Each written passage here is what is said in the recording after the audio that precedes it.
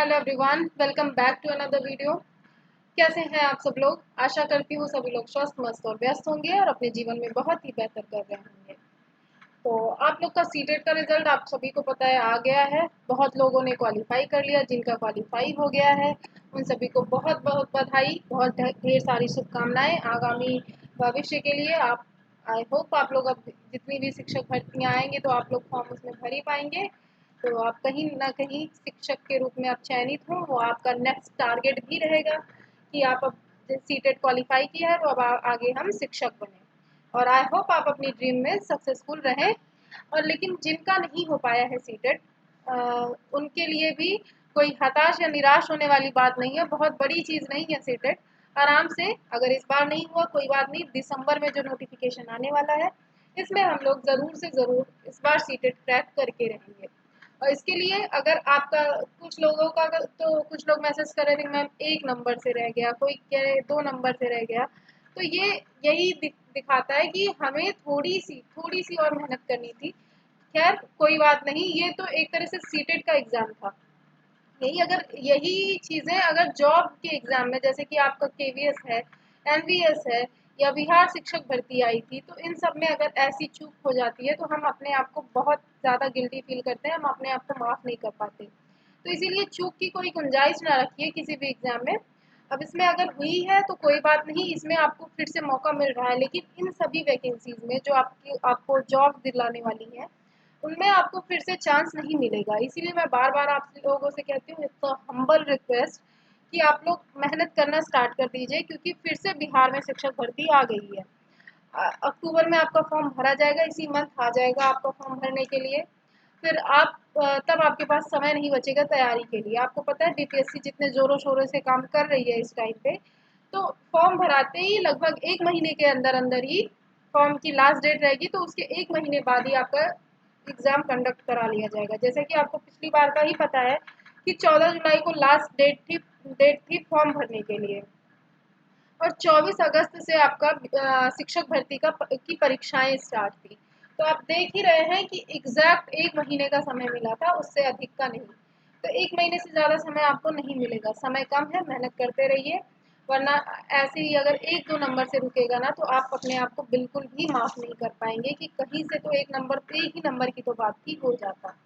तो इस वजह से मेहनत करते रहिए। जिनका सीटेट नहीं हो पाया उनकी मेन प्रायोरिटी सीटेट ही होगी, क्योंकि बिना सीटेट के आप बिहार शिक्षक भर्ती का फॉर्म भर नहीं पाएंगे। और क्या पता इस बार भी अपीयरिंग वालों को ले लें। तो जिस वजह से आप सीटेट पे मेन फोकस करिए। और उसके लिए आपको क्या करना पड़ेगा, अभी से जो आपने पढ़ा है वो सारी चीज़ें दिमाग में रखिए, उसका रिविजन करते रहिए। और सबसे मेन होता है प्रीवियस ईयर। अगर आपने ठीक तरह से प्रीवियस ईयर क्वेश्चंस भी सॉल्व किए होते तो 70 to 75% क्वेश्चंस प्रीवियस ईयर से ही रिपीट हो जाते हैं सीटेट में। तो आपको क्वालिफाइंग मार्क्स आपको पता है 90% नंबर्स लाने होते हैं, लगभग 60% मार्क्स। तो आपका आराम से क्लियर हो जाता। तो इस वजह से आपको प्रीवियस ईयर पे बहुत ज़्यादा ध्यान देना है। और आज की वीडियो में हम वही प्रीवियस ईयर क्वेश्चंस को ही डिस्कस करने के लिए यहाँ आए हुए हैं। तो ये कौन सा पेपर है आप ये भी जान लीजिए। ये सीबीएसई इस वजह से लिखा गया है क्योंकि सीबीएसई ये एग्ज़ाम कंडक्ट कराता है। उसके बाद ये पेपर 1 है, हिंदी और इंग्लिश दोनों लैंग्वेज में है। पेपर 1 है, हिंदी और इंग्लिश दोनों लैंग्वेज में है, बाइलिंगुअल है। 150 क्वेश्चंस होते हैं, 150 मार्क्स के होते हैं। और ये किस डेट का एग्जाम है ये देखिए, यहाँ पे लिखा है ये 10 जनवरी 2022 का क्वेश्चन पेपर है। ये सीटेट की ऑफिशियल वेबसाइट से डाउनलोडेड है। एज इट इज जैसा पेपर आया था उसी तरह से पूरा पेपर ये अपलोडेड है। ठीक है, ये ऑनलाइन शिफ्ट का एग्जाम है, क्योंकि ऑनलाइन शिफ्ट में काफ़ी टफ टफ क्वेश्चंस दिए गए थे।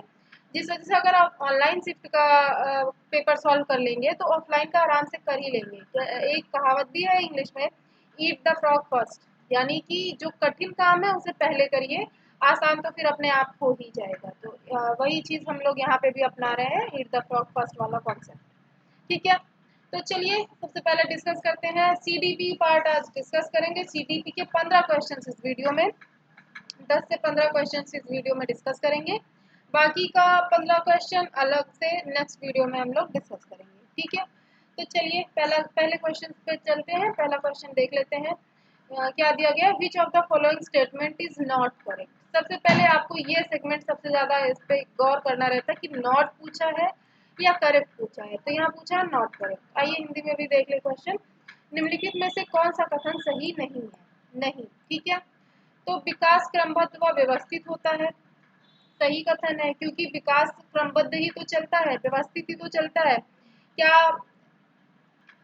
क्योंकि क्रमबद्ध इस तरीके से होता है, जैसे कोई बच्चा जन्म लेता है तो आपको पता है वो जन्म से ही बोलना, दौड़ना, चलना नहीं सीख जाता। जन्म लेता है तो धीरे धीरे, पहले तो बच्चा आपको पता है कितने, कम से कम 18-20 घंटे तो वो सोता है 24 घंटे में।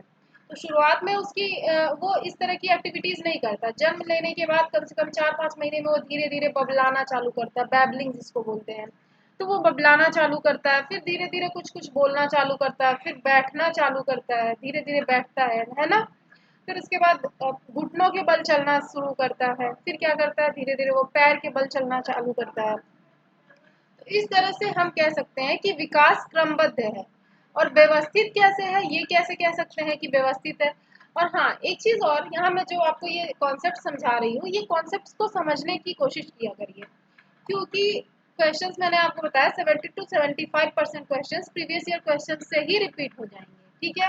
तो वो तो आपके सही होने ही है, वहां से कोई गलती होने की गुंजाइश नहीं है। और जो ये कॉन्सेप्ट्स मैं समझा रही हूँ कि क्रमबद्ध है तो कैसे है, व्यवस्थित है तो कैसे है, ये कॉन्सेप्ट्स आप अगर समझे रहेंगे तो जो 30% क्वेश्चंस आपके रिमेनिंग है ना, इन्हीं कॉन्सेप्ट से वो घुमा फिरा के क्वेश्चंस बनते हैं। तो आप अगर कॉन्सेप्ट समझे रहेंगे तो आपको वो क्वेश्चंस भी टैकल करने में कोई समस्या नहीं आने वाली, ठीक है। आइए अब टॉपिक पे बढ़ते हैं, व्यवस्थित कैसे है। तो विकास व्यवस्थित है, इसको हम इस तरह से समझ सकते हैं कि जैसे आप, कोई बच्चा जन्म लेगा, बच्चे का ही एग्जाम्पल लेते हैं यहाँ पे, तो उसका वजन और आकार दोनों ही कम होता है, भार और एक तरह से लंबाई दोनों ही कम होती है। धीरे धीरे उसकी उसकी लंबाई के साथ साथ उसका भार भी बढ़ता है। और लंबाई व्यवस्थित का यहाँ आप एक सेगमेंट देखिए, क्या लंबाई सिर्फ हाथों की बढ़ती जाती है, पैर वैसे ही बने रहते हैं छोटे ही? क्या सिर्फ सिर बढ़ता है, पैर और हाथ छोटे ही बने रहते हैं? नहीं, वो एक व्यवस्थित प्रक्रिया होती है। जिस जिस हिसाब से हाथ की ग्रोथ होती है, उसी हिसाब से पैरों की ग्रोथ होती है, उसी हिसाब से पूरे शरीर की ग्रोथ होती है। ग्रोथ एक सीक्वेंस एंड और वेल ऑर्गेनाइज्ड प्रोसेस है, पूरी तरह से व्यवस्थित होता है। सभी चीजों का, बालों का, सिर का, पैर का, हाथ का, सभी चीजों का एक क्रम में, एक सीक्वेंस में, एक ऑर्गेनाइज्ड वे में डेवलपमेंट होता है। तो इसी तरह से हम कह सकते हैं कि विकास क्रमबद्ध भी है और व्यवस्थित भी है। दूसरा पॉइंट आ गया, विकास केवल आनुवांशिकता से प्रभावित होता है। तो आपको पता है आनुवांशिकता यानी हेरिडिटी, तो विकास केवल हेरिडिटी से इन्फ्लुएंस नहीं होता, आनुवांशिकता और वातावरण दोनों से प्रभावित होता है विकास, ठीक है।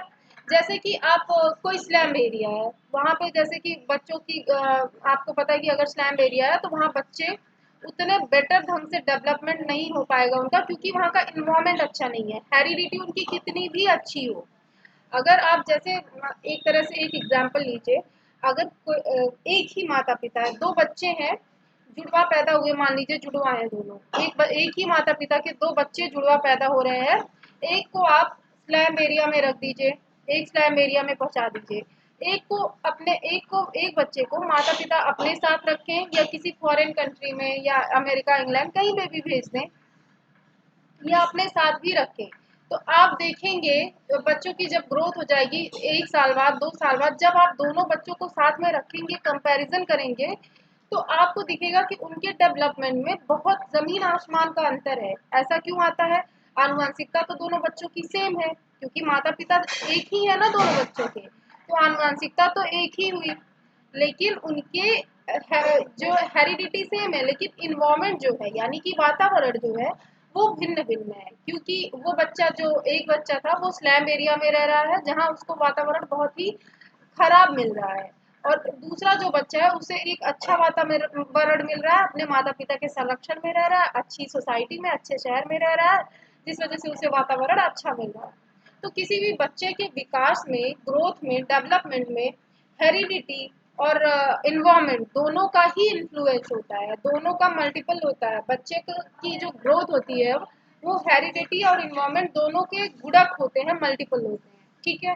तो जिस वजह से यही ऑप्शन गलत हो जाएगा, क्योंकि इसमें बोला है कि सिर्फ आनुवंशिकता से प्रभावित होता है, जबकि ऐसा नहीं है, आनुवंशिकता और वातावरण दोनों से प्रभावित होता है, ठीक है। चलिए, हमें गलत ऑप्शन मिल गया, गलत ही सिलेक्ट करना था, तो सही ऑप्शन यही हो जाएगा। चलिए आगे बढ़ते हैं, क्वेश्चन नंबर 2 देख लेते हैं। क्वेश्चन नंबर 2 है, which of the following is a sensitive period for acquiring language. ठीक है, भाषा अर्जन के लिए ये देखिए, भाषा अर्जन के संदर्भ में निम्नलिखित में से कौन सा चरण संवेदनशील चरण है। जन्म से पूर्व अवस्था, तो क्या जन्म से पूर्व कोई बच्चा भाषा सीख लेता है? बच्चे का जन्म हुआ ही नहीं। भाषा अर्जन मतलब क्या होता है? भाषा अर्जन वो होता है कि बिना किसी एफर्ट के, बच्चा कोई एफर्ट नहीं डाल रहा है, कोई मेहनत नहीं कर रहा है, कोई और भी कोई मेहनत नहीं कर रहा है उसको सिखाने में, बच्चे को, लेकिन बच्चा क्या करता है? भाषा सीख जाता है। और हम सभी ने, जो भी हमने भाषा सीखी है, वो भाषा अर्जन की है। भाषा अर्जन और भाषा अधिगम में काफी अंतर होता है, काफी क्या, बहुत ज्यादा अंतर होता है। लोग भाषा अर्जन और भाषा अधिगम को एक ही समझते हैं, जबकि ऐसा नहीं है।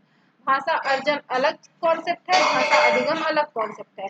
भाषा अर्जन आपसे को स्वतः हो जाती है, मतलब आपको ना कोई एफर्ट डालने की जरूरत है, ना सीखने की जरूरत है, ना आपके सराउंडिंग में कोई आपको वो भाषा सिखाएगा, लेकिन आप सीख जाएंगे, स्वतः सीख जाएंगे। लेकिन भाषा अधिगम में आपको वो भाषा सीखने के लिए किसी टीचर की, किसी एक तरह से पर्सन की ज़रूरत होगी, उस तरह के इन्वायरमेंट की ज़रूरत होगी जिससे आप भाषा सीखेंगे। तो ये बेसिक डिफरेंस है भाषा अर्जन और भाषा अधिगम में। तो जन्म से पूर्व तो कोई बच्चा भाषा सीख नहीं सकता, क्योंकि जन्म के बाद ही बच्चा क्या पैदा होता है, तो भाषा सीख के पैदा होता है, उसके बाद भाषा बोलने लगता है, ऐसा तो नहीं होता। तो ये तो आप एक तरह से बेसिक सा कॉमन सेंस भी लगाएंगे, तब भी ये ऑप्शन आप सही कर जाएंगे। तो ये ऑप्शन गलत हो जाएगा। फिर क्या है? प्रारंभिक बाल्यावस्था। दूसरा, तीसरा क्या है? किशोरावस्था। और चौथा है वयस्क अवस्था। तो क्या वयस्क अवस्था यानी कि बड़े होने तक बच्चा भाषा ही नहीं सीख पाया रहता, क्या उसे बोलना नहीं आता रहता? तो ये गलत हो जाएगा। तीसरा क्या है? किशोरावस्था। तो ये भी गलत हो जाएगा। किशोरावस्था यानी कि 6 से 14 वर्ष की अवस्था लगभग। तो इस अवस्था में भी बच्चों को भाषा भाषा वो पहले ही सीख चुके होते हैं। तो ऑप्शन सही कौन सा होगा? तो दूसरा ऑप्शन सही हो जाएगा, प्रारंभिक बाल्यावस्था। क्यों? क्योंकि प्रारंभिक बाल्यावस्था कौन सी होती है? जन्म से 2 वर्ष की अवस्था। और आपको पता है कि बच्चा भाषा जन्म से 2 वर्ष की अवस्था में ही सीखता है, और अपने सराउंडिंग से सीखता है, लोगों को सुन सुनकर सीखता है। जैसी भाषा उसके माता पिता बोलते रहते हैं, बच्चा भी उसी तरह की भाषा बोलने लग जाता है, ठीक है। तो दूसरा ऑप्शन इसमें सही हो जाएगा। क्वेश्चन नंबर 3 देखते हैं। Dot dot and dash dash are the secondary agencies for socialisation of children. आइए हिंदी में भी देख रहे हैं ऑप्शन। डैश डैश एंड और डैश डैश बच्चों के सामाजिकरण के द्वितीय कारक हैं। सेकेंडरी एजेंसी पूछ रहा है, द्वितीय कारक पूछ रहा है, तो आपको पता है हमें दो ऑप्शन ऐसे सिलेक्ट करने हैं जो दोनों के दोनों द्वितीय कारक हो बच्चों के सामाजिकरण में। तो पहला द्वितीय कारक, पहली बात तो होते क्या है ये जानना जरूरी है। प्राथमिक कारक क्या है सामाजिकरण का? द्वितीय कारक क्या है? प्राथमिक कारक वो है जहां से बच्चे सबसे पहले सामाजिकरण सीखना शुरू करते हैं। और द्वितीय कारक क्या है? तो द्वितीय कारक वो है जहां से बच्चे एक टाइम पीरियड यानी कि 4 साल 5 साल के बाद जहां से उनका सामाजिकरण होता है, उसे हम द्वितीय कारक कहते हैं। तो क्या बच्चे परिवार में रहते हैं? परिवार में तो रहते ही है ना, पैदा होते तो परिवार में रहते हैं। आस पड़ोस से वो इन्फ्लुएंस्ड होते हैं? बिल्कुल नहीं होते। धर्म से होते हैं। बच्चा पैदा होता है तो उसे पता होता है उसका धर्म क्या है। वो धर्म और धर्म, जाति, लिंग, ये सारी चीजें बच्चों की दिमाग में ये सारी चीजें नहीं होती। ये सारी चीजें एक स्टेज के बाद उन्हें रियलाइज होती है कि मेरा धर्म ये है, मेरी जाति ये है, वो हमारे धर्म से अलग है। हम एक तरह से सुपीरियर है, अगर हमारा ऊंचा धर्म है, वो इंफीरियर है। ये सारे कॉन्सेप्ट बच्चों में नहीं होते, वो बहुत प्योर होते हैं, लेकिन बाद में सोसाइटी में देखते हुए वो ये सारी चीजें सीखते हैं। तो ये धर्म जो है सेकेंडरी एजेंसी है। अभिभावक प्राइमरी एजेंसी है, क्योंकि अभिभावक यानी कि पेरेंट्स। तो पेरेंट्स तो बच्चे के संरक्षण, मतलब बच्चा जो है पेरेंट्स के ही तो संरक्षण में शुरू से रहता है।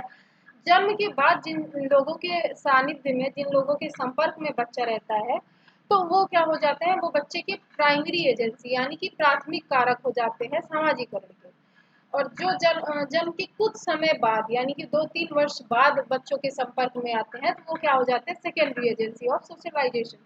तो स्कूल, क्या बच्चा पैदा होते ही स्कूल जाता है? नहीं जाता। लगभग अब तो बच्चों को 3 साल बाद स्कूल भेज देते हैं, और लगभग हम लोग के टाइम पे 4-5 साल पे स्कूल भेजा जाता था। तो 3 साल बाद स्कूल भेजा जाता है, जिस वजह से हम कह सकते हैं स्कूल क्या है, सेकेंडरी एजेंसी है। और धर्म भी सेकेंडरी एजेंसी है। क्यों? क्योंकि मैंने अभी बताया आपको कि बच्चों में धर्म जाति को लेकर ये सेंसिटिविटी नहीं होती है, वो नहीं सेंस करते कि मेरा धर्म अलग है, उनका धर्म अलग है। वो सबको एक ही तराजू में तोलते हैं, सबको एक नज़र से देखते हैं, जो कि बेहतर है, अच्छा है। लेकिन जिस तरह से वो जब वो सेकेंडरी एजेंसी में जाते हैं सामाजिकरण के, सोशलाइजेशन के, तब उन्हें समझ आता है कि मेरा धर्म अलग है, मेरी जाति अलग है, इनका अलग है, ये हमारे रिचुअल्स हैं, ये इनके रिचुअल्स हैं, ये डिफरेंस है दोनों में। तो ये स्कूल और धर्म ये दोनों ही सेकेंडरी एजेंसी है सोशलाइजेशन के, जिस वजह से यही ऑप्शन सही हो जाएगा। ठीक है, अब क्वेश्चन नंबर 4 देख लेते हैं। पियाजे से क्वेश्चन आ गया। पियाजे से हर बार क्वेश्चन आता है, ये एक इम्पॉर्टेंट टॉपिक है। जिन पियाजे से रिलेटेड एक अलग से वीडियो बन के चैनल पे डाला होगा, तो आप लोग वो वीडियो चेकआउट कर सकते हैं। ठीक है, तो in Jean Piaget's theory of cognitive development, conservation is achieved by the child in the, किस पीरियड में अचीव किया जाता है कंजर्वेशन, वही पूछ रहा है। आइए हिंदी में भी देख लें क्वेश्चन। जीन पियाजे के संज्ञानात्मक विकास के अनुसार बच्चे संरक्षण किस अवस्था में कर पाते हैं? तो इस क्वेश्चन में दिया गया है कि जीन पियाजे के संज्ञानात्मक विकास के अनुसार बच्चे संरक्षण किस अवस्था में कर पाते हैं। जैसा कि क्वेश्चन मैंने फिर से पढ़ दिया। पहला है संवेदी पेशी अवस्था, दूसरा है पूर्व संक्रियात्मक अवस्था, तीसरा है मूर्त संक्रियात्मक अवस्था, और चौथा है अमूर्त संक्रियात्मक अवस्था। तो इसमें जो है मूर्त संक्रियात्मक अवस्था सही ऑप्शन हो जाएगा, क्योंकि इसमें बच्चे क्या करते हैं, संरक्षण का गुण, यानी संरक्षण का गुण यानी कि क्या होता है कि मुद्रा संरक्षण का, कि कौन सा, जैसे अगर बच्चों को ऐसा होता है कि अगर उन्हें ढेर सारे कॉइन्स दे दो और 2000 की नोट दे दो, तो वो क्या करेंगे, जो ज्यादा दिखेगा क्वांटिटी में, यानी कॉइन्स को वो ले लेंगे और नोट को नहीं लेंगे। तो उसमें क्या होता है, संरक्षण का गुण नहीं होता।